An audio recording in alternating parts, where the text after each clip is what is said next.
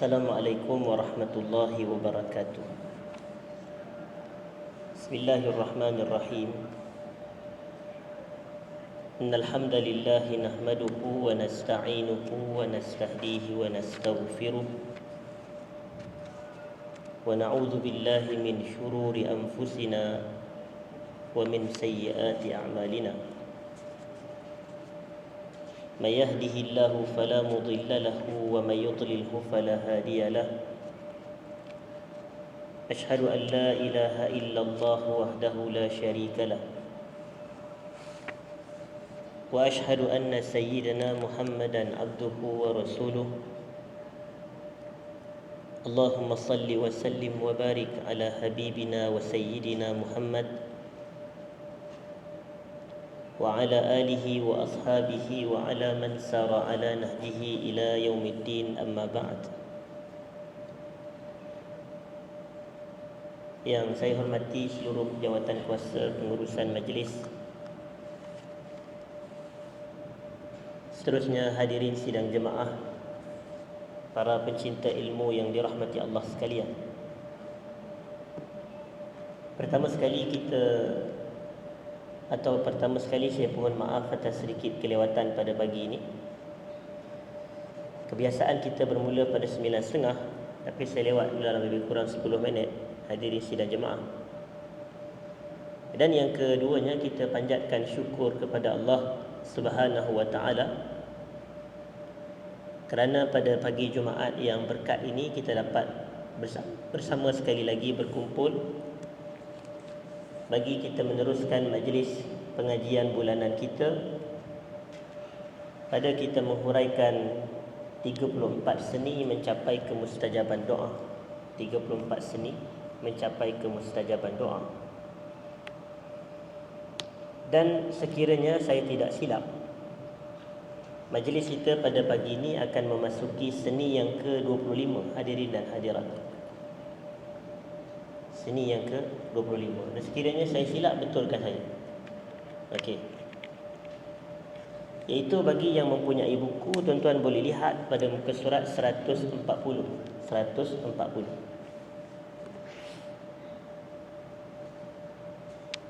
Baik. Seni berdoa yang ke-25 adalah berdoa semasa kita sedang berpuasa.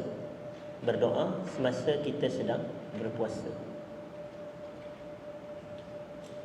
Dan disebutkan di sini, orang yang berpuasa biasanya akan menghadkan tingkah laku dirinya, iaitu dia membataskan aktivitinya. Kebiasaannya orang yang berpuasa kurang bercakap dan tidak banyak melakukan aktiviti yang memenatkan. Secara tidak langsung, orang yang tidak banyak bercakap maka kuranglah silap. Bila dia banyak bercakap, banyaklah silap. Manakala orang yang tidak banyak melakukan perbuatan tertentu, maka kuranglah dosa dia. Antara seni berdoa untuk mencapai kemustajaban adalah dengan kurangnya dosa saat kita berdoa. Maknanya kita berdoa dalam keadaan waktu itu diri kita ini kurang dosa, kurang daripada dosa. Serta mendahulukan doa dengan amalan salih. Maknanya sebelum kita berdoa, kita dahulukan doa dengan amalan salih. Seperti puasa dulu baru doa kita. Maknanya kita mendahulukan hari tersebut dengan berpuasa, kemudian kita pun berdoa. Sebab itu menjadi kelaziman, hadirin sidang jemaah. Ini walaupun tak terkait dengan puasa, tetapi saya nak sebut, kadang-kadang ulama-ulama kita ni, sebelum mereka nak berdoa, mereka akan dahulukan doa dengan amal salih. Satu contoh mudah saya nak bagi adalah kebiasaan seperti yang disebut oleh Al-Imam Nawawi. Dia bersedekah duit dan setelah sedekah dia doa. Begitu. Yang ini kelaziman para ulama. Maknanya nak doa, dahulukan doa dengan sedekah. Tetapi adakah semestinya sedekah? Tak semestinya. Cuma nak menggambarkan, dahulukan doa dengan amal saleh. Buat amal saleh, setelah amal saleh berdoa. Dan ini banyak disebut di dalam Al-Quran sebagai contoh. Saya rasa tuan-tuan pun hafal. Allah kata fa iza faraghta fansab wa ila rabbika farghab. Fa iza faraghta fansab tu makna dia apa? Apabila kamu telah selesai solat, bersungguhlah dalam doa. Jadi doa tu sebelum solat ke selepas solat? Apabila kamu telah selesai solat, maka berdoalah kamu dengan penuh kesungguhan, atau bersungguhlah kamu dalam berdoa. Maknanya doa tu selepas solat. Maknanya sebelum kita nak melakukan doa, dahulukan doa dengan amal soleh, seperti salat, seperti sedekah, seperti puasa. Hadirin sidang jemaah. So itu dalam kitab At-Tibyan fi Adabi Hamalatil Quran. Kalau tuan-tuan biasa belajar kitab Tibyan fi Adab Hamalatil Quran, ditulis oleh Al-Imam An-Nawawi rahimahullah. An-Nawawi, Imam Nawawi ni kita mungkin selalu dengar, biasa dengar nama dia. Dia adalah salah satu bagi saya antara tokoh individu yang sangat dekat dengan hati saya. Al-Imam An-Nawawi rahimahullah. Dia umur dia tak panjang, hadirin dan hadirat. Umur dia hanyalah 45 tahun saja.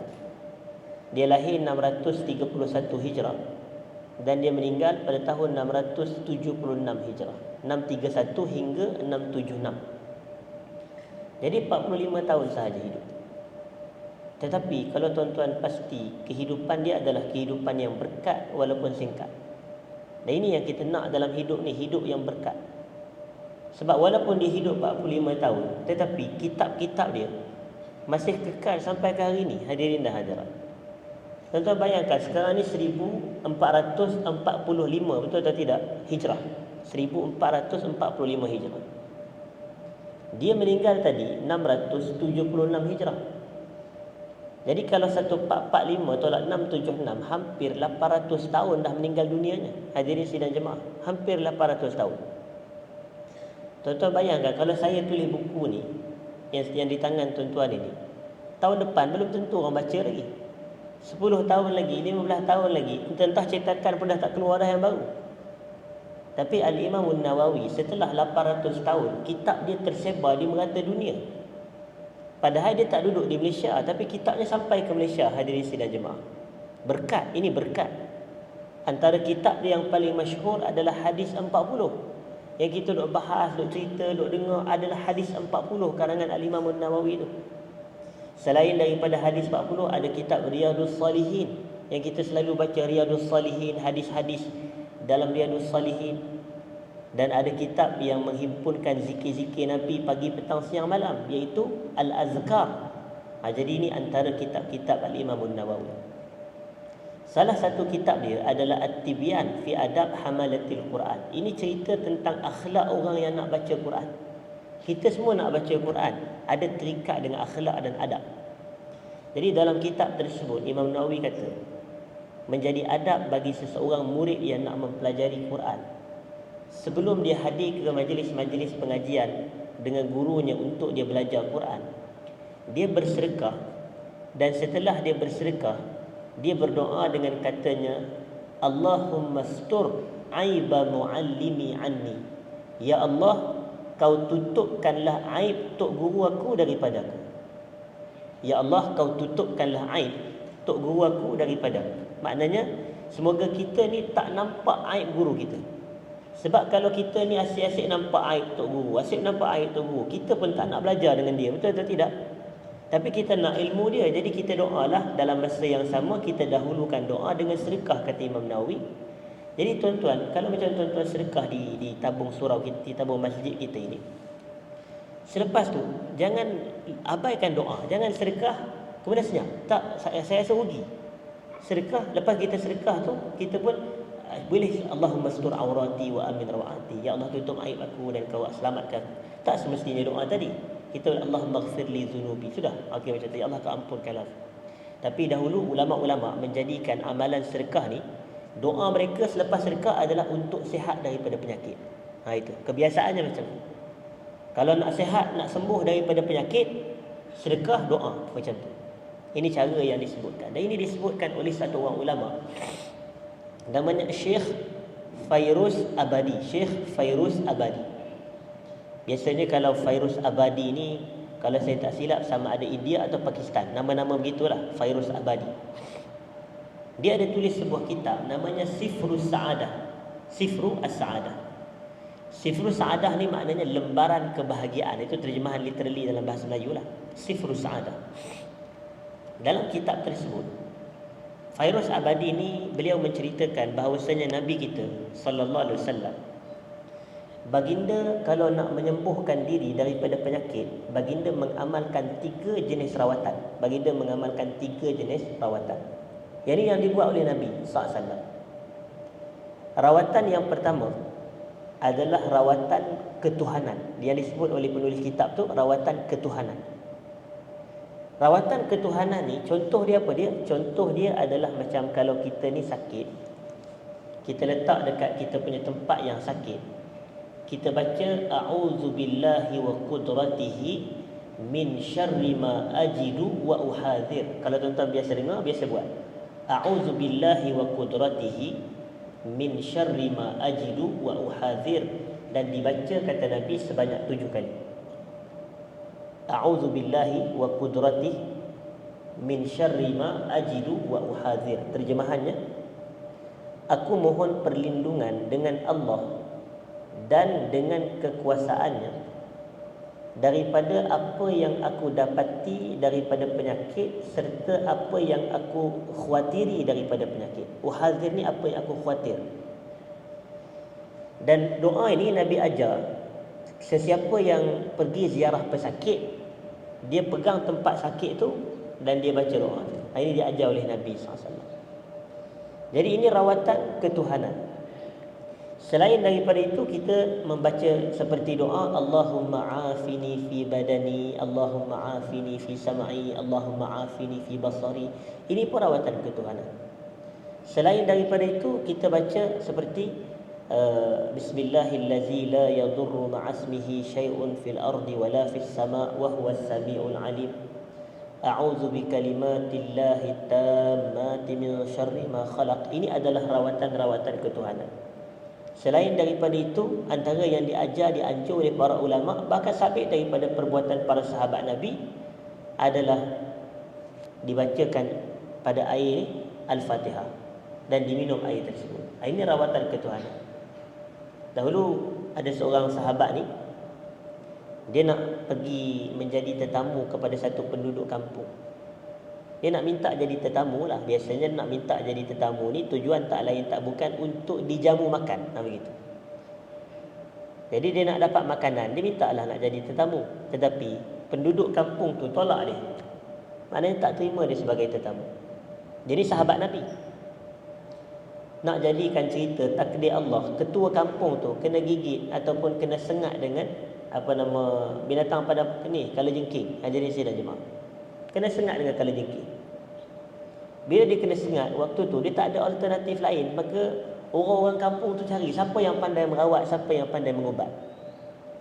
Yang kemudian lelaki ni dia ada lagi duk tunggu sebab tadi ditolak jadi tetamu, maka orang pun dah halang, kamu orang luar, kamu boleh tak rawat? Dia pun cuba. Dia kata bagi aku satu gelas air, dan dia pun baca Bismillahirrahmanirrahim, Alhamdulillahirabbil alamin, Arrahmanirrahim, Maliki yaumiddin, iyyaka na'budu wa iyyaka nasta'in. Dia baca sehingga selesai Fatihah. Dia bagi minum kepada ketua kampung tu. Tengok-tengok sembuh, hadirin sekalian. Mana hilang sakit tu. Sembuh dengan asbab membaca surah Al-Fatihah. Kemudian terkejut dengan cerita tu, dan dibawalah berita tu kepada Nabi. Nabi masih hidup pada waktu itu. Nabi kata, "Ama yudrika annaha ruqyah?" Kau tak tahukah surah Al-Fatihah tu adalah ruqyah? Kata Nabi. Kau tak tahukah surah Al-Fatihah adalah ruqyah? Ruqyah ni rawatan menyembuh. Itu ruqyah. Jadi sebab itu ini antara bentuk rawatan. Dan salah satu daripada rawatan ketuhanan yang Nabi SAW ajarkan adalah nak menyembuh penyakit dengan bersedekah. Nak sembuh penyakit dengan bersedekah. Ada sebuah hadis, walaupun hadis ini dhaif, Nabi kata, "Dawu mardakum bis sadaqah." Rawatilah pesakit-pesakit kamu dengan bersedekah. Rawatilah pesakit-pesakit kamu dengan bersedekah. Hadis ini, hadirin sidang jemaah, walaupun ia dhaif, tetapi dari sudut pengamalan diamalkan oleh para ulama hadis. Bayangkan, bukan ulama fiqh yang amalkan semata, ulama hadis sendiri yang mengamalkan. Dari sudut pengamalan ia boleh diamalkan. Walaupun ia dhaif, dhaif ni hadis yang lemah, tapi tuan-tuan maklum, kalau dalam bab-bab fadilat amal, hadis lemah boleh diamalkan, tetapi ada syarat-syarat dia lah.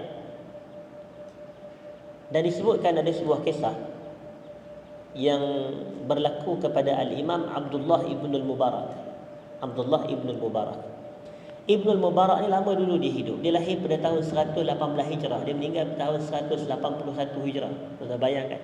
181 Hijrah meninggal. Sekarang ni 1445 Hijrah. Maknanya 1000 lebih tahun dahulu dia dah meninggal. Dan ini dirakamkan dalam kitab Syiar A'lamin Nubala oleh Al-Imam Az-Zahabi. Ibn al-Mubarak ni, hadirin sidang jemaah, satu hari ada satu orang lelaki mengadu kepada dia. Dia kata, wahai Ibn al-Mubarak, aku ni kaki ni dekat lutut dia kata, duk keluar nanah tak henti-henti. Lama dah dia kata. Lebih kurang 6 tahun keluar nanah tak henti-henti pada kaki. Dia dah cuba rawat dengan pergi dengan pakar perubatan, jumpa orang itu, jumpa orang ini, semua tak boleh.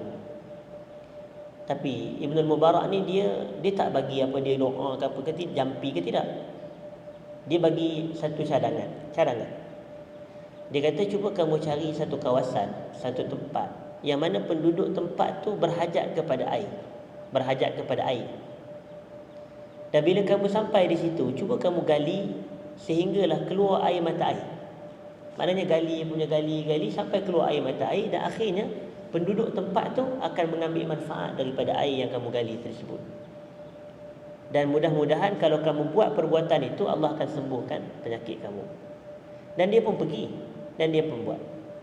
Bila dia buat dan airnya terpancar air mata air daripada bawah tanah, dan penduduk kampung ambil manfaat daripada air yang keluar tersebut, maka Allah sembuhkan, hadirin dan hadirat, penyakit yang ada pada kaki dia. Kenapa? Kerana yang dia buat itu dinamakan sebagai apa? Sedekah. Yang dia buat itu dinamakan sebagai sedekah. Sedekah tak semestinya harta. Kalau kita sumbang tenaga, itu pun sedekah. Kullu ma'rufin sadaqah, kata Nabi. Setiap kebaikan adalah sedekah. Baik. Jadi setelah itu maka sembuh penyakit dia. Jadi ini rawatan yang pertama, rawatan ketuhanan. Rawatan yang kedua adalah rawatan biasa yang melibatkan pembedahan, yang melibatkan ubat-ubatan. Yang ni yang kita kata rawat. Kalau tuan-tuan tahu makluman zaman sekarang ni kan ada, dia panggil sebagai modern medicine. Itulah dia, perubatan moden. Maknanya ada ubat, ada pembedahan dan begitu. Ini pun dibuat juga oleh Nabi. Bukan Nabi SAW tak makan ubat, ada ubat yang Nabi makan. Maknanya Nabi ni kalau sakit, tak adalah Nabi berdoa saja kan. Tak, ada juga dalam satu ikhtiar Nabi makan itu, Nabi minum ini. Yang ni diajarkan oleh Sayyidah Aisyah radhiyallahu anha. Aisyah ni ketika Nabi sakit, dia banyak belajar bab perubatan.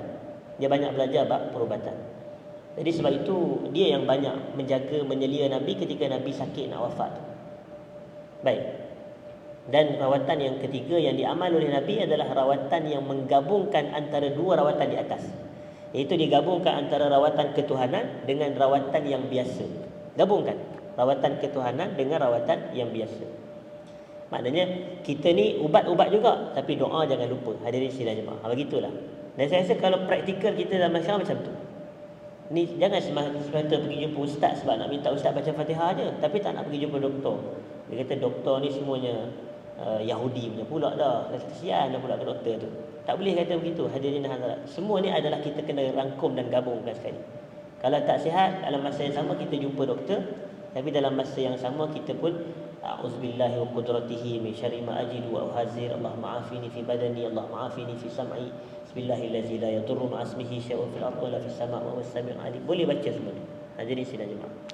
Jadi berbalik kepada perbahasan kita tadi, antara anjuran kita sebelum kita nak berdoa, kita berpuasa juga. Kita berpuasa. Lebih-lebih lagi dalam keadaan berpuasa. Di sini disebutkan. Kemudian pada muka surat 142, hadirin sidang jemaah, dikatakan di sini hadis. Dalam sebuah hadis, Rasulullah sallallahu alaihi wasallam bersabda, "Salasatun la turaddu da'watuhum." 3 individu atau 3 golongan yang doa mereka tidak ditolak. Tuan-tuan, kalau doa tak ditolak, maknanya doa diterima. Itulah cara kita faham. 3 golongan yang mana doa mereka tidak ditolak. Yang pertama adalah al-imamul adil. Al-imamu al-adil. Pemimpin yang adil. Pemimpin yang adil. Walaupun perkataan imam mempunyai beberapa maksud, betul atau tidak? Imam solat kita imam juga, betul tak? Seorang ketua keluarga suami adalah imam juga. Dia orang kata, saya sudihkah awak menjadi imam saya? Begitu. Itu dia nak, bukan dia nak maksud imam solat. Dia nak maksud nak menjadi imam ketua keluarga sebagai contoh. Jadi imam di situ boleh jadi pelbagai maksud. Dan boleh jadi juga imam ni adalah seseorang yang diikuti dalam bidang-bidang kepakarannya. Kalau macam contoh kita biasa dengar nama Imam Syafi'i, betul tak? Imam Syafi'i sebagai contoh. Imam Nawawi yang saya kata tadi. Tak bolehlah bila saya nak sebut Imam Syafi'i, ada orang kat tangan, Ustaz, Imam Syafi'i ni imam masjid mana ya? Dia bukan imam masjid. Dia adalah imam yang diikuti dalam bidang fiqh. Hadirin sidang jemaah. Dia jangan tanya Imam Nawawi itu imam masjid apa pula. Dia bukan imam masjid. Hadirin dan hadirat, imam di situ imam yang diikuti dalam bidang kepakaran dia. Macam Imam Bukhari, dia diikuti dalam bidang hadis. Kalau macam Imam Syafi'i, diikuti dalam bidang fiqh. Kalau Imam Nawawi, diikuti dalam fiqh, dalam hadis, begitu. Tapi imam di sini al-imamul adil, maknanya adalah pemimpin, pemimpin yang adil, seorang pemerintah yang adil. Yang kedua, was-saimu hatta yuftir, dan orang yang berpuasa sehinggalah dia berbuka. Jadi bila kita sebut seorang yang berpuasa sehingga dia berbuka, tempohnya daripada bila ke bila, tuan-tuan? Kita kata daripada subuh sampai ke maghrib. Itulah tempoh kita berpuasa, betul atau tidak? Daripada subuh sampai ke maghrib. Daripada terbit fajar sehingga terbenam matahari. Itulah tempoh kita berpuasa.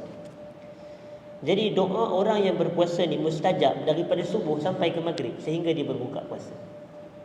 Jadi jangan kita abaikan peluang tu. Tuan-tuan bayangkan kalau subuh sekarang ni pukul 5.50 katakan. Kalau sampai ke 5.50 petang dah 12 jam. Kalau sampai ke pukul 6.20 petang dah kita kata 13 jam. Masuk maghrib pukul 7 katakan. Jadi maknanya kita ada 13 jam 40 minit mustajab doa. Banyak masa mustajab tu. Apa takkan kita tak isi dengan doa? Jadi kalau kita berpuasa, manfaatkan puasa untuk berdoa. Manfaatkan masa tersebut untuk berdoa. Tapi dahulu saya dah sebut, antara orang yang berpuasa dengan satu orang yang berpuasa, kawan ni dia doa pada pukul 10 pagi, yang kawan ni dia buat doa pukul 6.30 petang. Yang mana lagi mustajab dan lagi kuat kemustajaban dia adalah pada 6.30 petang tu. Walaupun dua-dua ni berpuasa, tapi tuan-tuan boleh nampak, kerana lagi lama kita berpuasa, lagi mustajab doa kita. Sebab dalam ayat, walaupun tak ada nas yang spesifik kepada kenyataan, saya tak ada dalil yang khusus, tapi saya ada dalil yang umum. Yang mana Allah kata, amman yujibul muttar idza da'a. Siapakah yang dapat menjawab, memustajabkan doa orang yang dalam keadaan muttar, itu dalam keperitan, dalam kepenatan, apabila dia berdoa kepada Allah selain Allah. Maknanya tak ada orang yang boleh, tak ada yang boleh menjawab, memustajab doa orang yang dalam kesusahan kecuali Allah. Antara orang yang pukul 10 pagi dia puasa dengan orang yang pukul 6.30, siapa yang lagi susah, yang lagi lapar, yang lagi dahaga, yang lagi penat? Mestilah yang 6.30 tu. Itu yang dalil yang saya guna. Dan itulah dalil yang ulama-ulama kita kata doa wanita yang mengandung ni mustajab. Walaupun tak ada dalil khusus, tapi sebab dia mengandung, lagi dia penat mengandung, lagi mustajab doa dia. Sebab Allah kata amman yujibul muttar idza da'a. Betul. Dan sebab itu timbul istilah doa wanita ketika dia nak melahirkan anak mustajab. Betul juga, sebab waktu tu dalam keperitan, dalam kesusahan. Jadi kalau waktu tu dia doa, ya Allah kau pemudahkan urusan aku, ya Allah kau beri kesihatan, kau beri kebaikan kepada bayi ni. Doa tak semestinya kejap, nanti saya ambil wuduk dulu. Tak semestinya macam tu. Dia tengah nak salin tu, macam nak ambil wuduk lagi pula. Jadi tak syarat. Nanti doktor alihkan saya menghadap kiblat. Tak perlu menghadap kiblat. Kejap saya nak duduk nak berdoa, tak perlu. Waktu tu keluar je mulut, keluar je dari lidah. Waktu kita tengah tak ada, ya Allah kau beri kesihatan, beri kelembutan, beri kebaikan, macam tu. Jadi atas faktor ini itu adalah mustajab doa. Tak ada hadis khusus, tak ada dalil khusus, tapi ayat Quran tadi, amma yujibul muttar idza da'a. Siapa yang dapat memustajabkan doa orang yang sedang dalam keperitan, kepenatan, apabila dia berdoa kepada Allah melainkan Allah. Maknanya Allah sahaja yang memberi mustajab. Dan yang ketiga kata penulis kitab adalah wa da'watul mazlum, doa orang yang dizalimi. Ini kita telah sebut pada bulan yang lepas kalau tuan-tuan masih ingat. Seni berdoa yang ke-24 adalah berdoa ketika kita dizalimi. Kalau saya tak silap lah 23, 24, 24. Okey, pada muka surat 133. Jadi yang sebelum ini pada bulan yang lepas. Hadirin sidang jemaah. Selesai perbahasan kita doa ketika imam sedang doa ketika kita sedang berpuasa. Kerana pada puasa ni tuan-tuan maklum, puasa ni adalah nama lain bagi puasa apa dia? Nama lain bagi puasa sabar. Begitu. Nama lain bagi puasa adalah sabar. Dan hidup kita ini adalah sekitar dua perkara sahaja. Dalam kehidupan kita, kalau tuan-tuan perasan, kehidupan kita berlegar sekitar dua perkara, iaitu yang pertama syukur, yang kedua sabar. Jadi hidup kita ni kalau boleh diumpama seperti seekor burung yang nak terbang, kita pun terbang menuju Allah Ta'ala dengan dua sayap, iaitu sayap syukur dan sayap sabar. Kita syukur sabar, syukur sabar, syukur sabar. Kenapa kita kata sayap kita ni syukur dan sabar? Sebab tuan-tuan setuju atau tidak dengan kenyataan saya, hidup kita ni bukanlah sentiasa cerah sahaja, betul tak? Ada tak hari hidup kita ni mendung, kadang-kadang gelap, kadang-kadang hijau, kadang kuning, kadang putih, kadang merah. Jadi maksudnya warna-warni lah aneka kehidupan kita ini.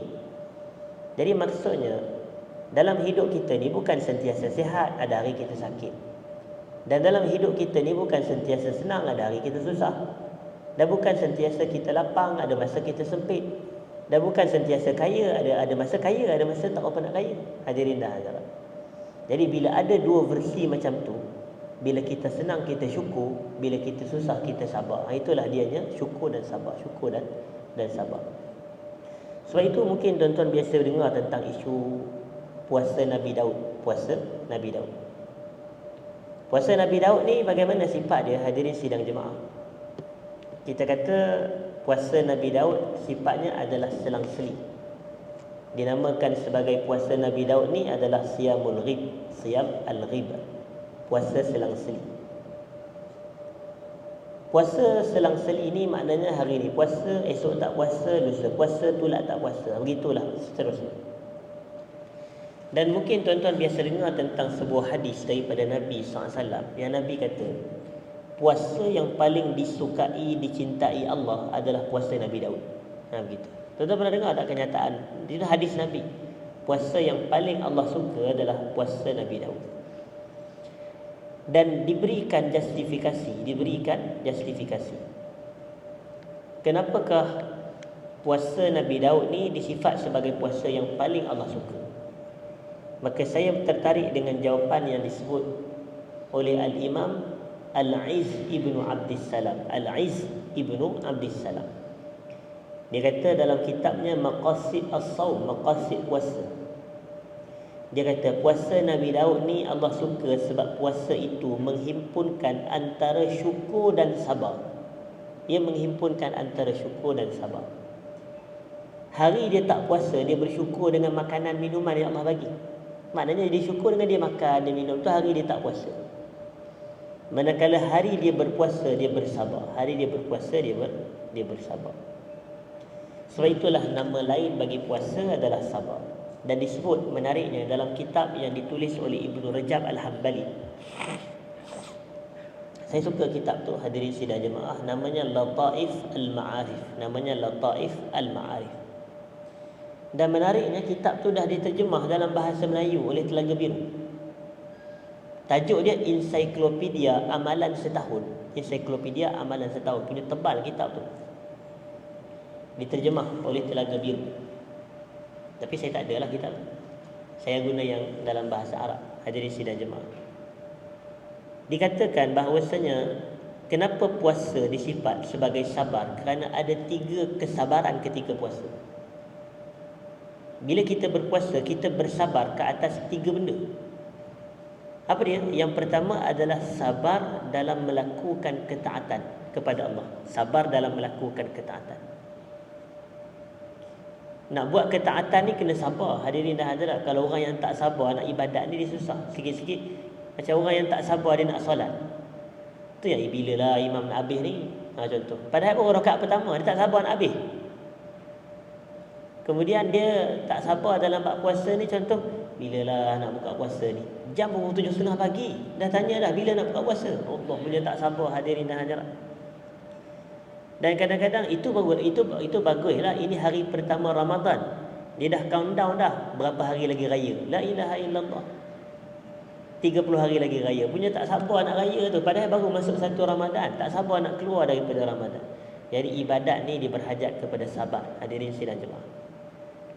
Dan sabar yang kedua adalah sabar dalam meninggalkan maksiat. Sabar dalam meninggalkan maksiat.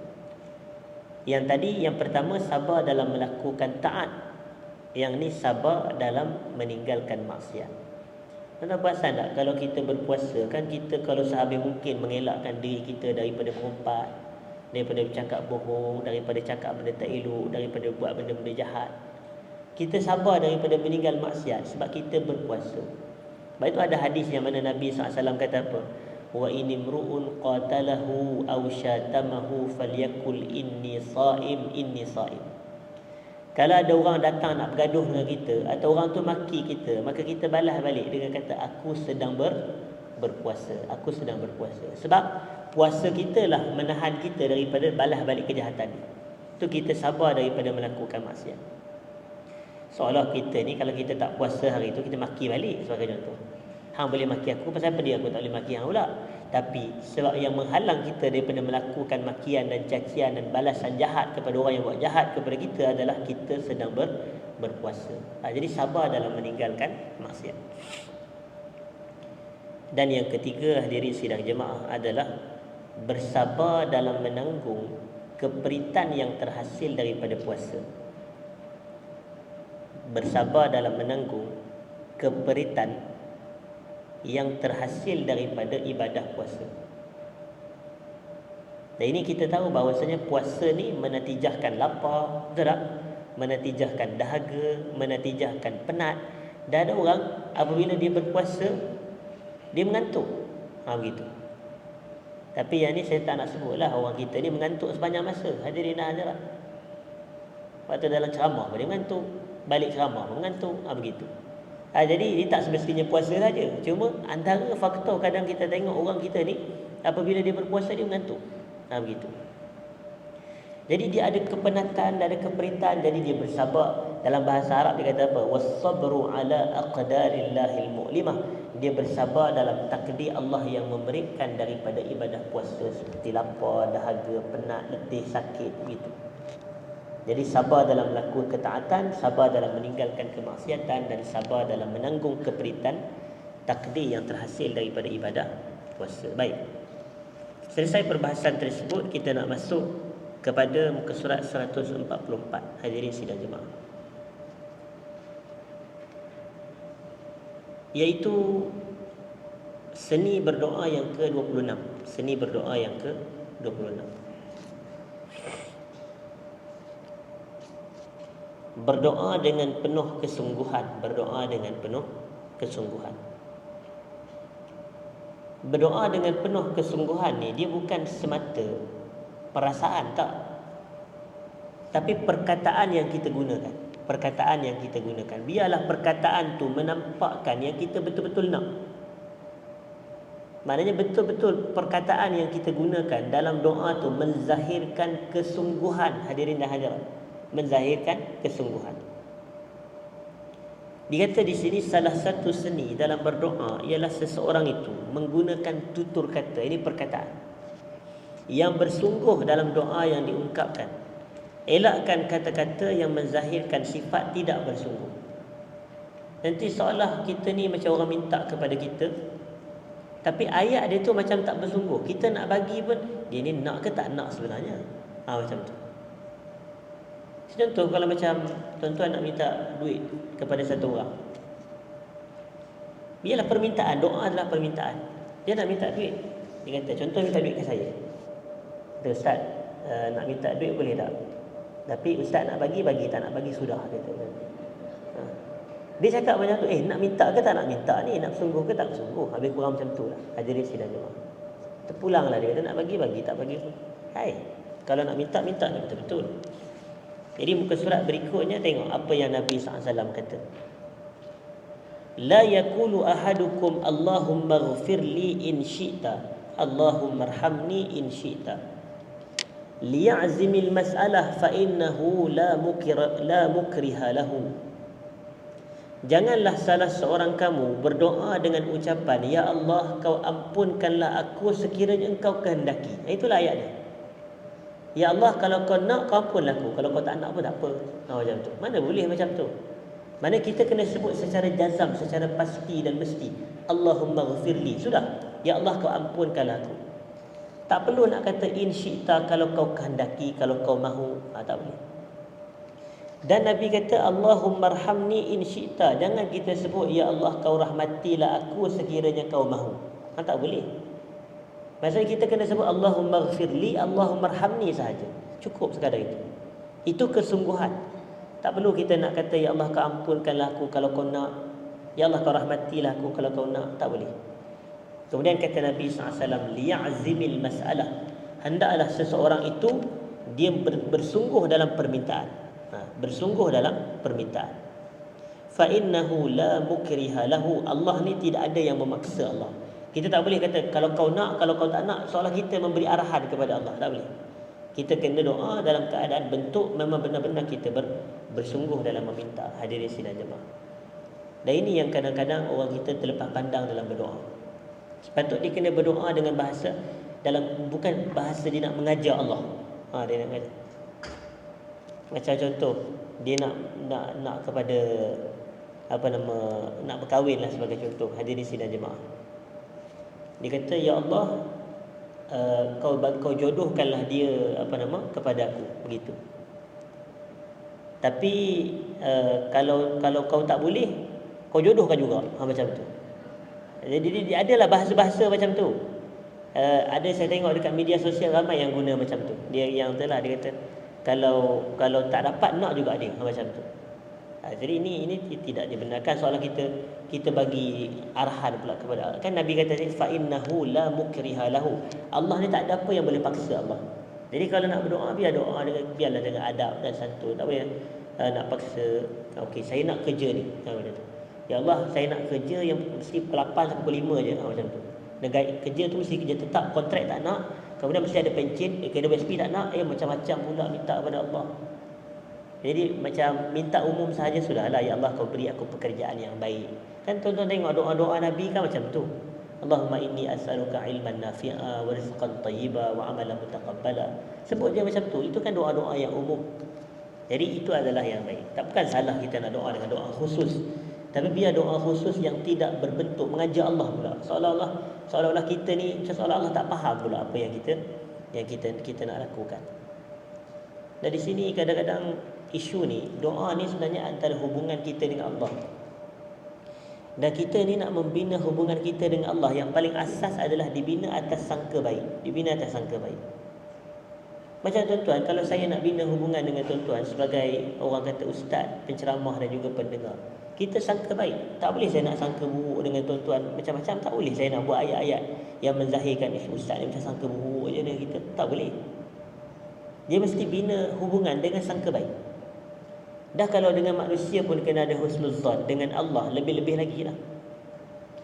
Sebab kadang-kadang saya minta maaf sebut, ada sebahagian orang kita ni, masyarakat kita ni, dia punya tindakan dia, perbuatan dia, ucapan dia macam sangka buruk dengan Allah. Hadirin sidang jemaah. Macam ada berlaku begitu. Saya walaupun isu ni kadang mungkin sebahagian orang dianggap sensitif, tapi orang kita ni kadang-kadang dia terikat banyak benda dengan benda-benda yang kadang-kadang tak betul pun, tapi dia ingat tu adalah betul. Macam contohlah, kalau ada baby baru lahir, dia kata kalau baby ni baru lahir, kita tak boleh panggil baby tu comel, kata. Kena sebut huduh. Saya tak tahu tuan-tuan biasa dengar ke, biasa amal. Tapi kan kalau tuan-tuan tanya kepada saya sebagai seorang yang belajar agama, hadirin dan hadirat, kenapa tak boleh sebut comel, kenapa kena sebut huduh? Dia kata sebab kalau sebut huduh nanti, kalau sebut comel nanti baby sakit. Seolah di satu sudut yang bagi sakit, yang bagi sembuh ni siapa dia? Allah yang bagi sakit, yang bagi sembuh. Allah kata dalam surah Al-Anbiya, Nabi Ibrahim kata wa idza maridtu fahuwa yashfin. Apabila aku sakit, Allah yang bagi sembuh.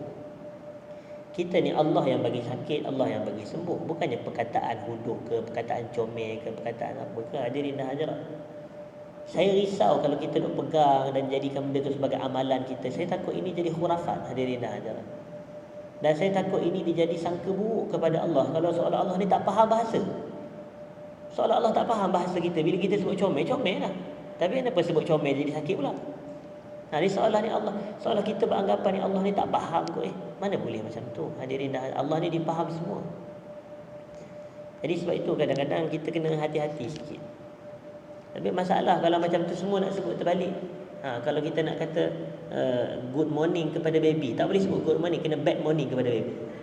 Takkan macam tu pula, hadirin dan hadirat. Kalau semua nak di ni. Kita ni bina agama kita, biarlah ada sandaran. Memanglah orang kata tak, memang ni orang kata orang dulu ajar. Tuan-tuan, ni tok nenek ajar, betul lah tok nenek.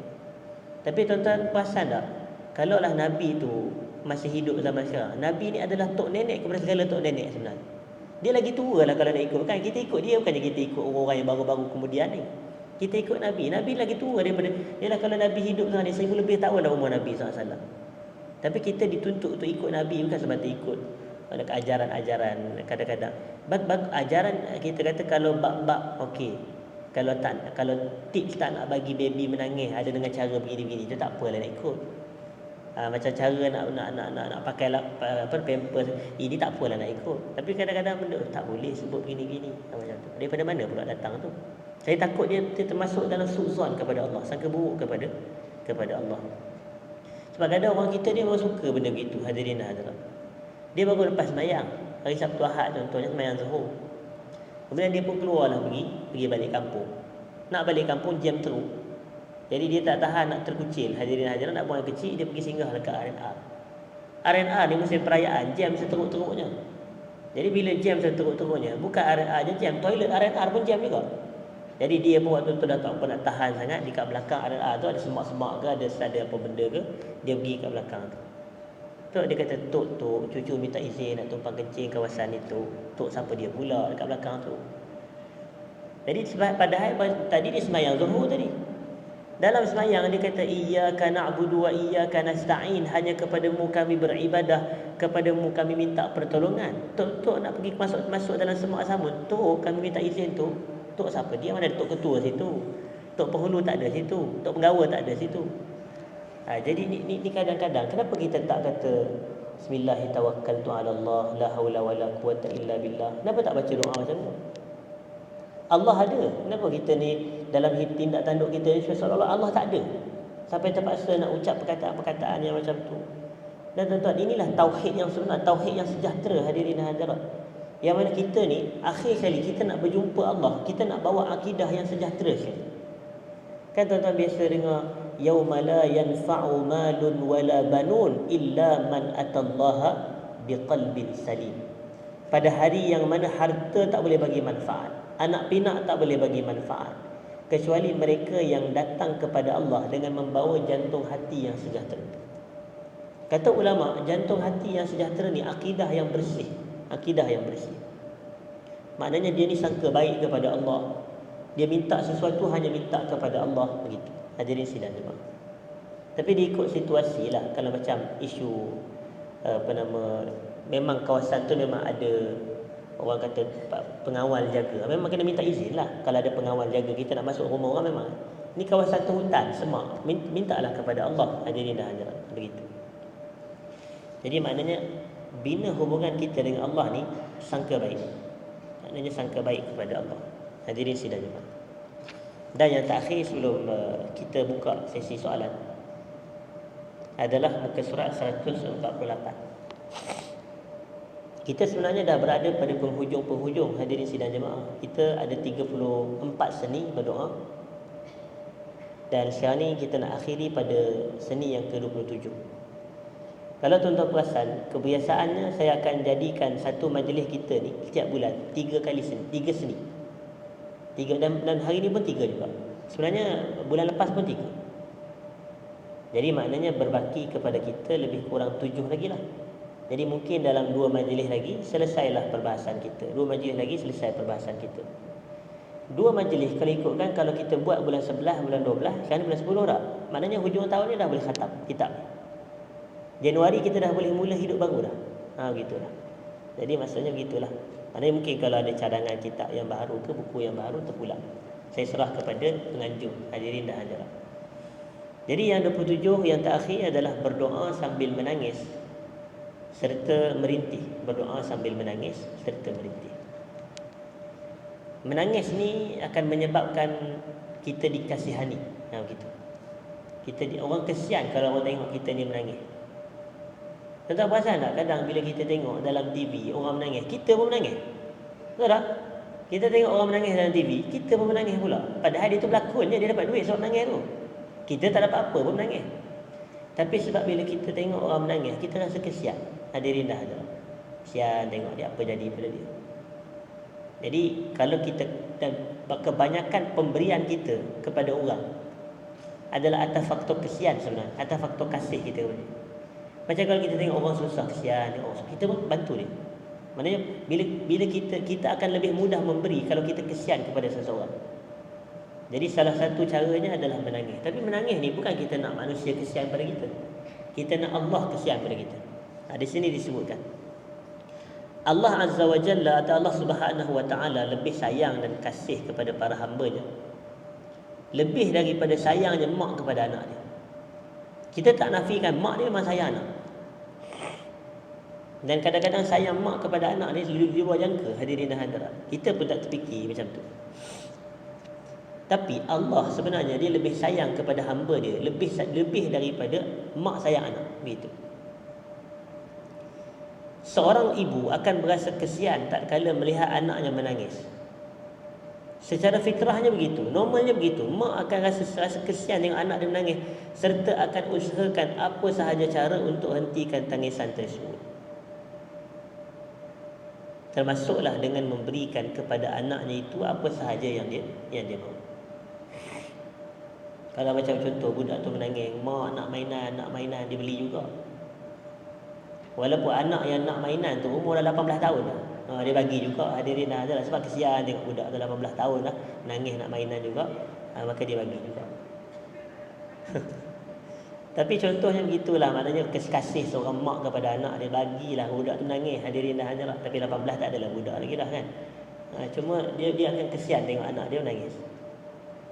Tapi ini hakikatnya logik lah. Sebab itu kalau tuan-tuan teliti dalam Al-Qari'ah, Allah kata فَأَمَّا مَنْ ثَقُلَتْ مَوَازِينُهُ فَهُوَ فِي عِيشَةٍ رَاضِيَةٍ وَأَمَّا مَنْ خَفَّتْ مَوَازِينُهُ فَأُمُّهُ هَاوِيَةٌ. Siapa yang berat amalan kebaikannya, dia berada dalam syurga. Siapa yang ringan amalan kebaikannya, فَأُمُّهُ. Allah guna bahasa فَأُمُّ. Ummu ni kalau ikut ibu, betul tak? Kalau macam ada sebahagian kita anak-anak panggil Umi, Umi tu mak lah, ibu. Ummu. Tapi bila Allah kata fa ummuhu hawiyah, takkan kita nak terjemah maka ibunya hawiyah. Takkan kita nak terjemah macam tu. Ummu di sini adalah tempat kembali. Ummu di situ adalah tempat kembali. Fa ummuhu hawiyah. Siapa yang ringan amalan kebaikannya, wa amma man khaffat mawazinuhu fa ummuhu, tempat kembalinya adalah hawiyah. Jadi ummu diterjemahkan sebagai tempat kembali. Dan saya tanya kepada tuan-tuan, betulkah tidak hakikat anak-anak kalau ada masalah dia akan cari ibu dia dulu? Kalau dia jatuh ke, kalau dia sakit ke, kalau dia tak sihat ke, kalau dia nak sesuatu ke, dia akan pergi kembali kepada mak dia. Itulah sifat ibu. Dia kalau dia baru lepas jatuh daripada pokok, dia panjat pokok cempedak, hadirin hadirat. Panjat pokok cempedak, tak tahu apa dia cari di atas tu, maka dia jatuh. Dia jatuh, tuan-tuan rasa dia pergi cari ayah dia ke cari mak dia dulu? Kalau dia pergi cari ayah dia tahu jawapan ayah dia, padan muka, panjat lagi atas. Gitu tu. Kalau kisah ayah dia macam tu. Tapi lagi kalau dia pergi cari mak dia, Allah, mak dia pun kesian tengok kan aku ni kata jatuh dan kata. Jadi mak dia akan lebih rahim begitu. Sebab rahim daripada, memang rahim daripada mak, rahim tu penyayang. Dan anak tu lahir daripada rahim dia. Keluar daripada rahim dia. Jadi atas faktor tu duduk sayang hadirin silap jemaah. Jadi atas sebab itu dia akan bagi kalau dia tengok anak dia menangis. Tapi ini adalah sifat manusia. Tapi ada makhluk, ada manusia, saya minta maaf, ada makhluk yang kalau memang sifat dia kalau tengok orang menangis pun dia tak peduli. Ada. Tapi ini bukan manusia lah, maknanya bukan sifat manusia. Manusia normal dia akan rasa kesian. Manusia normal ni kalau orang merayu-rayu ke, meronta-ronta ke, dia akan rasa kesian. Tapi tuan-tuan tengok dalam surah Al-Mulk, kan Allah bagi tahu, Allah kata iza ulqu fiha sami'u laha syahiqan wa hiya tafur. Apabila penghuni neraka tu dicampak ke dalam neraka, kita akan dengar jeritan, ada pekikan, ada teriakan, duk menjerit, duk terpekik, terlolong. Tapi api neraka tu wahia tafur, dia duk bakar lagi. Dia tak peduli pun. Sebab yang tu selayaknya kerana mereka penghuni neraka. Dia tak ada kesian. Orang kata no mercy, tak ada kesian bagi kamu. Itu neraka lah. Tapi manusia normal, kalau kita ni duk menangis, duk rasa apa semua, dia akan rasa kesian. Dan dikatakan di sini, maka sesungguhnya Allah itu lebih besar sifat belas dan kasihnya kepada para hamba itu. Tambah-tambah hamba tu menangis kerana dia. Saya kongsi kata-kata Imam Malik bin Dinar. Malik bin Dinar ni salah satu ulama besar hadirin sidang jemaah. Dia kata apa? Dia kata innal abda la yazalu yabki hatta yarhamahu sayyiduhu fayu'tiquhu minan nar. Sesungguhnya sentiasalah seorang hamba tu duk menangis sehinggalah Tuhan dia kasih kepada dia, atau sehingga Tuhan dia kesian kepada dia. Sehingga Tuhan dia rasa kesian kepada dia. Lalu Tuhan dia pun membebaskan dia daripada api neraka. Sampai ke tahap macam tu. Maknanya macam kita lah. Kita menangis, ya Allah ampunkanlah aku. Sambil menangis, hadirin dah hadar. Ampunkan, saya menangis. Maka Allah akan rasa rahim. Allah akan rasa kesian. Lalu Allah pun bebaskan dia daripada neraka. Dan kesian ni dalam bahasa Arab adalah rahmat. Dan tuan-tuan pun tahu rahmat Allah luas. Kalau kita nak buat suatu comparison antara rahmat dengan azab, rahmat Allah lagi luas daripada azab Allah. Allah ni sifat dia dua. Dia merahmat dan dia memberi azab. Dua-dua sifat Allah. Allah ni Ghafurur Rahim. Dalam masa yang sama Allah adalah Syadidul Iqab, Syadidul Azab.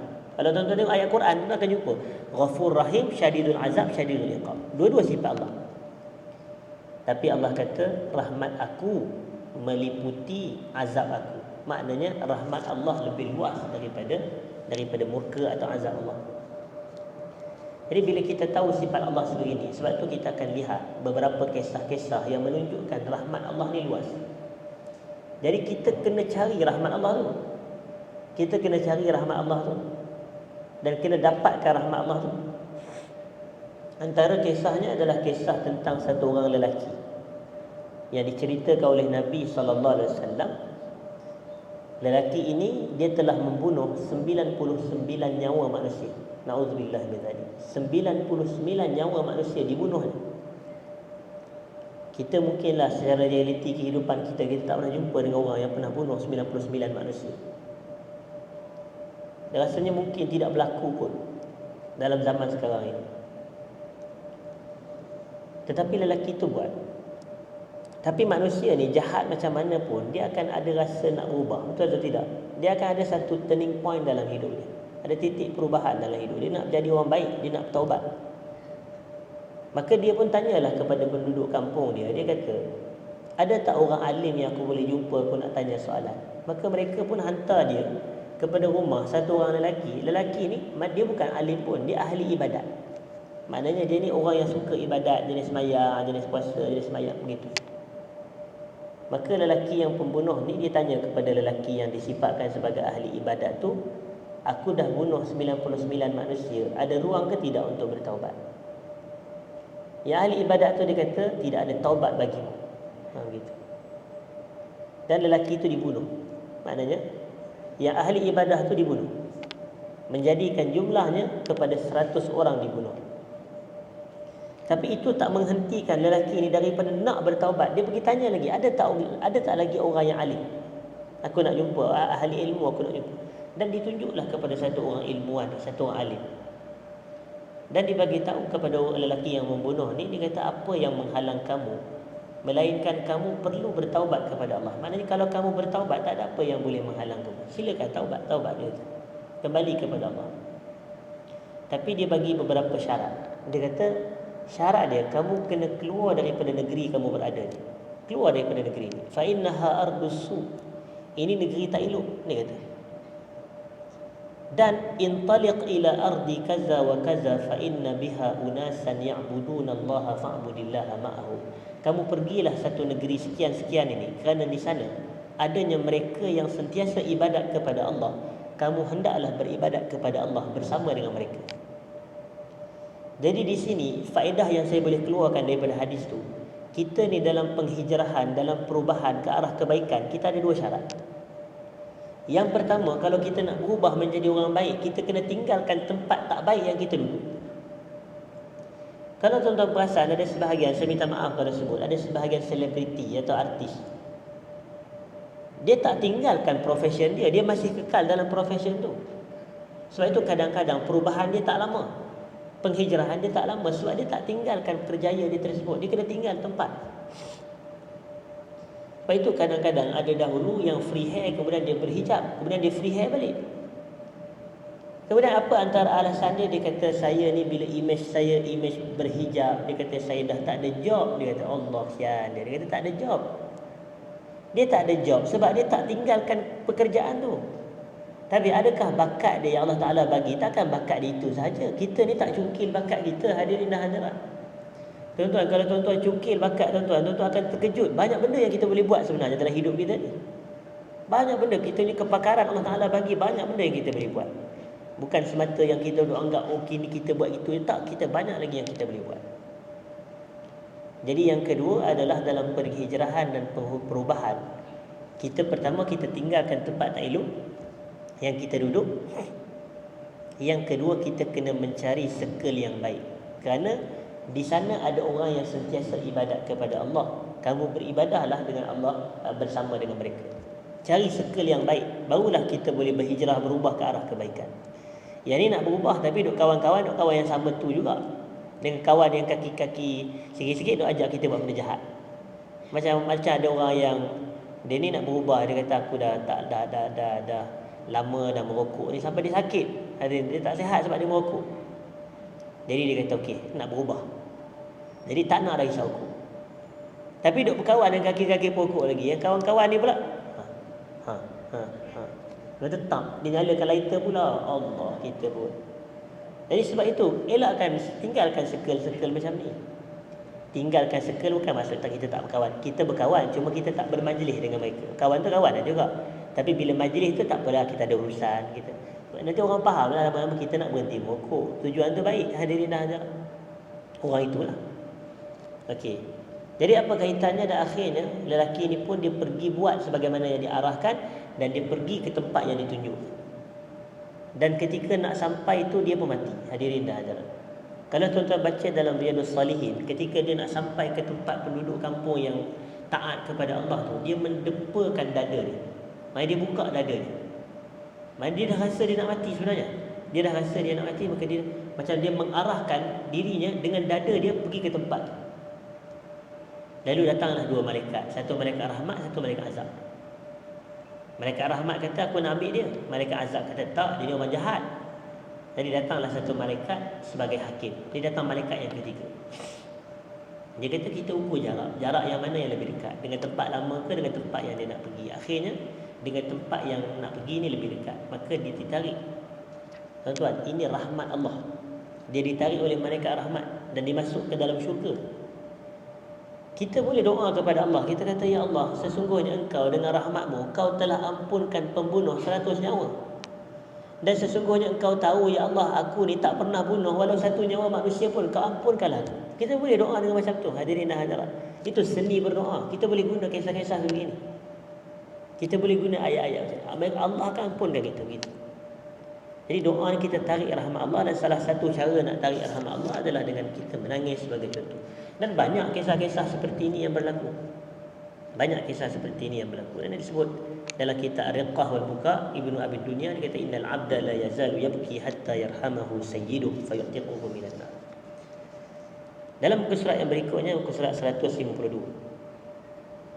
Bahkan asbab banyaknya menangis menjadi faktor mustajabnya doa ibu kepada Al-Imam Al-Bukhari. Tuan-tuan, saya rasa kita biasa dengar nama Imam Bukhari, Imam Al-Bukhari. Dia tulis kitab Sahih Al-Bukhari, Sahih Al-Bukhari. Yang mana Sahih Al-Bukhari merupakan kitab paling sahih selepas Quran. Selepas Quran adalah Sahih Bukhari, kitab yang paling sahih sekali. Dan ia ditulis oleh Al-Imam Al-Bukhari atau namanya Al-Imam Abu Abdullah Muhammad bin Ismail bin Ibrahim bin Al-Mughirah bin Bardisbah Al-Bukhari rahimahullah. Dia berasal dilahirkan daripada negara Bukhara. Dan Bukhara pada hari ini adalah wilayah di dalam negara Uzbekistan, di dalam negara Uzbekistan. Dan hadirin sidang jemaah, Al-Bukhari ini lahir pada tahun 194 Hijrah dan dia meninggal pada tahun 256 Hijrah ketika usianya 62 tahun. Ketika usianya 62 tahun. 194 Hijrah dan 256 meninggal dunia. Nak dijadikan cerita, semasa dia dilahirkan pada waktu kecil, dia buta, hadirin dan hadirat. Matanya buta. Tuan-tuan boleh tengok di sini Imam Az-Zahabi. Az-Zahabi ni pula ulama besar dalam mazhab Syafi'i. Imam Az-Zahabi yang saya tulis kat sini, dia ni meninggal 748 Hijrah, 748 Hijrah. Dia ada sebuah kitab, nama kitabnya Syiar A'lamin Nubala, Syiar A'lam An-Nubala. Syiar A'lam Nubala ni saya ingat lagi masa saya belajar di peringkat universiti. Pensyarah saya hafizahullah taala Ustaz Dr. Muhammad Hamad Abdul Hamid ni pensyarah usul fiqh saya. Dia kata kamu ni sebagai pelajar kuliah syariah, kamu kena banyak baca dua kitab, dia kata. Yang pertama kitab Sifatus Safwah oleh Imam Ibn Al-Jawzi. Yang kedua kitab Syiaru A'lamin Nubala oleh Al-Imam Az-Zahabi, yang saya sebut nama dia Al-Imam Az-Zahabi. Dan saya pun waktu tu saya rasa teruja. Sebenarnya kitab Sifatus Safwah dan kitab Syiar A'lam Nubala, kitab ni bukan kitab fiqh. Ini bukan kitab fiqh. Tapi kitab ni adalah kitab yang menceritakan tentang biografi para ulama, biografi para ulama. Maknanya dia cerita Bukhari lahir tahun bila, siapa guru-guru dia, siapa murid-murid dia, apa kitab-kitab dia, apakah kisah kehidupan dia. Itu biografi, tarjamah. Dan saya pun faham kenapa pensyarah saya suruh kita baca, sebab penting untuk kita belajar kuliah syariah ni untuk dia mempelajari macam mana kehidupan para ulama. Kena tengok macam mana ulama hidup. Kena belajar macam mana cara ulama. Ada kita tengok kadang bila kita belajar syariah, tuan-tuan, ada satu kisah orang ulama ni, nama dia Ibrahim bin Maimun. Ibrahim bin Maimun ni dia adalah asalnya seorang tukang kayu. Najjar. Tetapi setiap kali bila dia tukang, dia dengar azan berkumandang, bertukang dengar azan, dia berhenti bertukang. Dia tak terus ketukan kali yang kedua. Dia tinggalkan dia punya alat pengetuk tu dan dia pun terus pergi ke masjid. Jadi kita sebagai pelajar kuliah syariah, kalau saya lah waktu itu, tak terasa ke orang yang tukang kayu pun dengar azan pergi masjid, yang pelajar kuliah syariah dengar azan tidur? Ini pelajar kuliah syariah masa di universiti dulu. Kita tak rasa malu ke begitu? Hadirin dah ada. Jadi tapi itu sebelum dia jadi ulama besar hadis. Dan ada kisah Sa'id bin Musayyib. Sa'id bin Musayyib ni ulama besar. Dalam Syiar A'lam Nubala ada ceritakan kisah dia. Dia kata, "Manudiya lil azan munzu 40 sanah illa wa Sa'id bin Musayyib fil masjid." Tidak dikumandangkan azan semenjak 40 tahun, melainkan Sa'id bin Musayyib telah berada dalam masjid. 40 tahun. Kita sebagai pelajar kuliah syariah pada waktu itu tak terasa ke? Ni sembahyang kat masjid pun jarang. Seminggu sekali pelajar kuliah syariah. Semayang kat masjid seminggu sekali. Itu pun semayang Jumaat. Padahal dok kata balik Malaysia, dia pakai jubah sikit, pakai serban sikit. Alhamdulillah ulama besar balik ke Malaysia. La ilaha illallah. Padahal tuan-tuan, tak rasa ke kita kalau yang macam saya lah secara personal. Kadang saya tengok beberapa sahabat-sahabat, ustaz-ustaz yang balik mengajar, pakai pakaian dia masya-Allah. Ini ulama besar mana datang ni. Tapi tengok masa saya belajar dengan dia dekat negara Arab, tak macam ni pun macam tu. Kadang-kadang ada sebahagian tu lah. Tapi kita bukan nak mendedak aib, saya tak sebut nama siapa-siapa. Tapi kadang maknanya betapa kadang pemakaian pun manusia ni mudah terpengaruh sebenarnya. Atau saya kalau dalam bab kuliah-kuliah saya tak memilih nak memakai jubah sepanjang masa atau serban ke atau ridak ke atau apa ke hadirin ataupun tengah mengajar ada pegang majlis tasbih. Ada orang mengajar pegang majlis tasbih. Orang kata warak betul ustaz ni. Sebab kadang-kadang pakaian ni dia tak ada apa dia sangat hadirin dan hadirat. Dia tidak membawa erti apa, yang penting adalah ilmu yang disampaikan. Tapi ramai kadang-kadang orang yang kadang pakaian masya-Allah ustaz, ulama besar tetapi ilmu tu pun kadang-kadang kita tengok tidak ada sangat. Jadi sebab itu kita kena belajar kitab-kitab seperti ini. Jadi sebagai kesimpulan dalam kitab Syiar A'lam Nubala oleh Az-Zahabi ni, dia cerita bahawa Imam Bukhari semasa usia kecilnya diuji dengan hilang penglihatan. Mata dia tak nampak. Mak dia sangat sedih. Dan mak dia pun berdoa dan menangis sehingga akhirnya satu hari tu Bukhari ni dia bangun daripada tidur, matanya celik. Hadirin sidang jemaah. Maka dalam tidur pada satu malam beliau bermimpi. Beliau ni mak Imam Bukhari. Satu hari dia tidur dan dia dalam tidur tu dia bermimpi mak kepada Imam Bukhari ni. Dia kata, dan ada riwayat yang mengatakan yang datang dalam mimpinya itu adalah Nabi Ibrahim. Ada riwayat yang menyebutkan yang datang dalam mimpi mak kepada Imam Bukhari adalah Nabi Ibrahim. Apa dikatakan kepadanya? Ya hazihi qad raddallahu ala ibnika basarahu likasrati bukaik au kasrati du'aik. Terjemahannya muka surat berikutnya. Ya hazihi, wahai si perempuan, Allah telah mengembalikan penglihatan anak kamu disebabkan banyaknya tangisan kamu atau banyaknya doa kamu. Jadi bila mak dia dok menangis, ya Allah bagilah anakku sekian, maka Allah mustajabkan doa dia. Dan perkara ini dari sudut medik, saya ada tanya kepada seorang doktor pakar perubatan di Malaysia ini. Saya kata, ada tak kebarangkalian orang yang buta masa kecil dia boleh celik? Dia kata ada. Dia kata ada kebarangkalian tersebut. Jadi perkara ini bukanlah perkara yang ajaib ke luar biasa. Memang modern medicine pun mengakui benda itu boleh berlaku. Tapi dalam situasi ini ia berlaku disebabkan doa mak dia. Dan mak dia banyak menangis dalam doa dia, dan Allah mustajabkan doa untuk anak dia tu, dan anaknya kembali celik mata penglihatan. Hadirin sidang jemaah. Jadi kita pun sama. Kalau nak minta sesuatu pada Allah, doa, lebih-lebih lagi minta ampun kepada Allah. Minta ampun kepada Allah.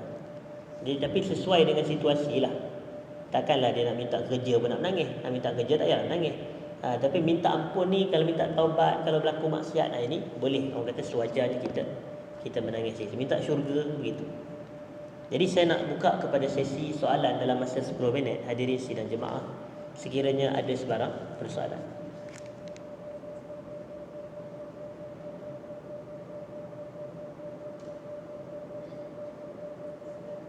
Ya.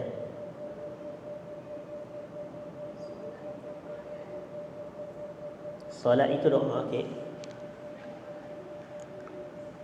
Okey, baik. Terima kasih kepada puan yang tanya soalan. Bismillah. Saya tak izin minum dulu. Saya tuang air lama dah tak minum lagi.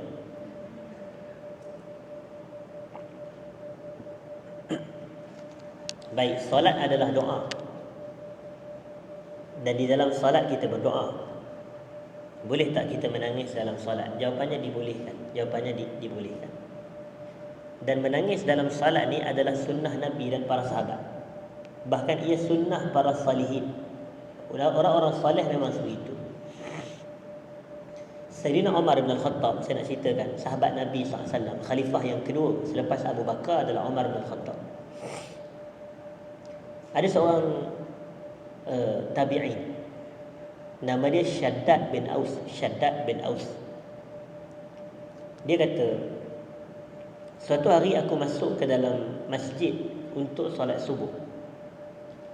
Waktu tu yang menjadi imam adalah Umar bin Khattab. Dan dia kata sami'tu nasyija Umar. Aku mendengar Sayyidina Umar ni menangis terisak-isak dalam solat. Menangis terisak-isak dalam solat. Lalu ketika itu Sayyidina Umar dia membaca firman Allah dalam surah Yusuf. Ayat dia innama ashku basi wa huzni ila Allah wa a'lamu minallahi ma la ta'lamun. Sesungguhnya aku mengadu kesedihan dan duka citaku kepada Allah.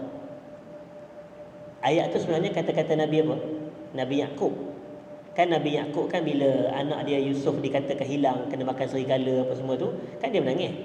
Dia kata innama ashku basi wa huzni ila Allah wa a'lamu minallahi ma la ta'lam. Aku mengadu kesedihan dan duka citaku hanya kepada Allah.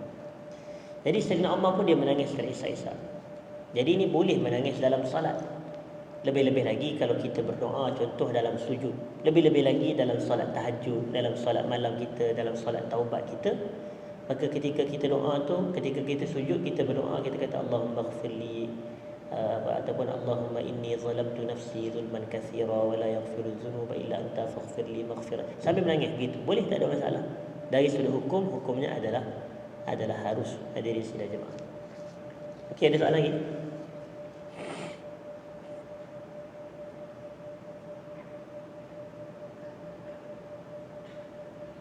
Ya, Puan.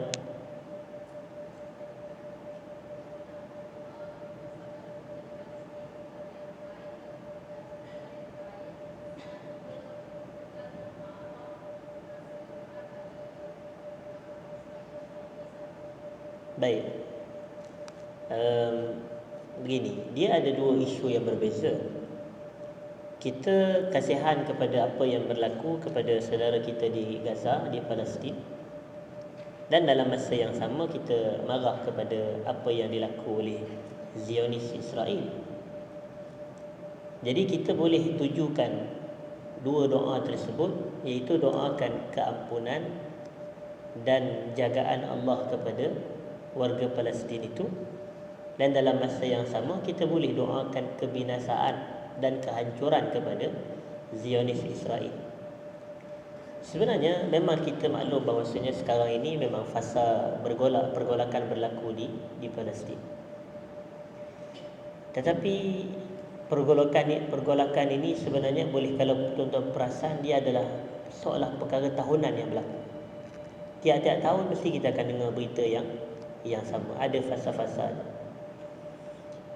Sebab isu ni dia agak kompleks hadirin dan hadirat. Dia kadang bukan isu antara orang kata Islam dengan Yahudi atau antara Arab dengan Arab, dan tidak. Tapi ini adalah geopolitik dunia sebenarnya. Isu geopolitik dunia ada kaitan dengan isu jual senjata tak laku. Jadi kalau tak ada siapa beli senjata, orang kata rugilah kan. Jadi kalau tak ada peperangan, macam mana nak beli senjata? Jadi macam tu. Ni isu-isu ada kaitan dengan isu geopolitik dunia hadirin dan hadirat. Sebab itu tuan-tuan perasan tak, kalau berlaku isu Palestin yang baru ni, Rusia pun bagi kenyataan, Korea Utara pun bagi kenyataan. Padahal dia orang apa kaitan dengan isu orang Islam? Tak, tapi sebab ini isu dunia, isu geopolitik dunia. Siapa pro kepada ni, dia sokong ni. Siapa sokong ni, dia akan sokong ni. Macam tu. Tapi yang jadi mangsanya siapa dia? Orang Islam. Orang Islam yang lemah, ditindas, dizalimi, hadirin sidang jemaah. Maka peranan kita, bukan kita yang nak peranan nak uruskan geopolitik dunia, tak. Peranan kita yang kita ada sekarang ini, kita boleh sumbang 3 benda hadirin dan hadirat. Kita boleh sumbang 3 perkara. Yang pertama sekali, kita sumbang tenaga. Kita sumbang tenaga. Tetapi yang kedua, kalau kita tak mampu sumbang tenaga, kita sumbang harta. Kita sumbang harta. Cuma bab harta ni tuan-tuan kena hati-hati jugalah. Kadang orang minta sedekah ni atas nama saja, kita pun tak tahu betul atau tidak. Jadi ini pun sebenarnya antara yang kita kena berhati-hati juga. Pastikan yang betul-betul ada autoriti. Lebih-lebih lagi kalau kita kata macam contoh diusahakan oleh pihak kerajaan sendiri yang betul. Tak apalah. Maknanya kita pun ada pihak kementerian luar sendiri yang usahakan sebagai contoh. Ataupun yang NGO yang kita yakini memang mereka sampaikan saluran itu kepada orang yang kita nak tuju. Jadi tak mampu tenaga, harta, Dan yang ketiganya yang kita mampu adalah doa. Jadi ini sumbangan-sumbangan kita, tenaga, harta, doa. Jadi doa ni hadirin sidang jemaah, kita doalah semoga Allah rahmati orang yang mati dalam kalangan mereka. Allah beri kesembuhan kepada orang yang sakit dalam kalangan mereka, dan Allah jaga mereka yang hidup dalam kalangan mereka. Manakala dianjurkan oleh pemerintah negeri, macam setahu saya pihak pejabat mufti wilayah persekutuan dah ada anjuran untuk kita membaca doa qunut nazilah di dalam solat. Yang ni kalau dianjurkan, macam contoh solat Jumaat ada buat, macam minggu lepas saya hadir solat di masjid Sayyidina Abu Bakar Siddiq di Bangsa, memang ada qunut nazilah dalam solat. Jadi boleh doa begitu. Allahumma inna naj'aluka fi nuhuri a'daina wa na'udzubika min syururihim. Allahumma baddi syamlahum wa syaddid kalimatahum wa zalzil aqdamahum wa sallit alaihim kalban min kilabika ya qahhar ya jabbar ya muntaqim ya Allah ya Allah ya Allah. Begini doa kita kepada musuh-musuh Islam. Jadi doakan sebegitu. Tetapi adakah doa ini wajib dalam bahasa Arab? Kita kata tidak, boleh dalam bahasa Melayu. Kerana kita mendoakan juga dalam bahasa Melayu kita inilah, kata ya Allah, kita jangan sampai tak ada langsung rasa simpati, jangan sampai rasa tak ada empati. Kita nak dengar melantakmu lah, jangan macam tu. Ni saudara si innamal mu'minuna ikhwah, orang beriman tu bersaudara. Dan Nabi kata masalul mu'minina fi tawadihim wa tarahumihim wa ta'atufihim masalul jasad idza ishtaka minhu udwun tada'a lahu sa'irul jasad bis-sahri wal humma. Perumpamaan orang beriman ni dari sudut kasih sayang, dari sudut rasa kesian sesama mereka adalah seperti satu jasad. Apabila ada satu anggota yang sakit, seluruh badan tak boleh tidur, seluruh badan menjadi demam. Itulah kita orang Islam dengan orang Islam. Maknanya bila ada satu anggota sakit, kita semua sepatutnya tak boleh tidur. Maknanya kerana mengenang apa yang terjadi kepada saudara-saudara kita di Gaza. Hadirin sidang jemaah. Jadi saya rasa sudah tidak ada soalan lagi dah kot. Jadi memadai sekadar itu perbahasan kita, dan kita akhiri dengan sedikit bacaan doa sebelum kita tamat. A'udzubillahi minasyaitonirrajim. Bismillahirrahmanirrahim. Alhamdulillahi rabbil alamin, wassalatu wassalam ala asyrafil anbiya'i wal mursalin wa ala alihi wa ashabihi ajma'in. Allahumma inna nas'aluka ilman nafi'a ورزقا طيبا وعملا متقبلا. اللهم إنا نعوذ بك من علم لا ينفع ومن قلب لا يخشع ومن نفس لا تشبع ومن دعوة لا يستجاب لها. اللهم اجعل جمعنا هذا جمعا مرحوما وتفرقنا من بعده تفرقا معصوما. اللهم أعز الإسلام والمسلمين وأذل الشرك والمشركين والكفرة والكافرين. اللهم انصر إخواننا المسلمين في غزة. اللهم كن لهم ولا تكن عليهم. اللهم ارحم موتاهم. اللهم عاف مبتلاهم. اللهم احفظهم بحفظك يا الله ووقايتك يا الله يا أرحم الراحمين. ربنا ظلمنا أنفسنا وإن لم تغفر لنا وترحمنا لنكونن من الخاسرين. ربنا آتنا في الدنيا حسنة وفي الآخرة حسنة وقنا عذاب النار. صلى الله على نبينا محمد وعلى آله وصحبه وبارك وسلم والحمد لله رب العالمين. Saya minta maaf jika ada salah dan silap, terkasar bahasa sepanjang penyampaian. Aqulu qawli hadza wa astaghfirullahal azim li wa lakum. Assalamualaikum warahmatullahi wabarakatuh.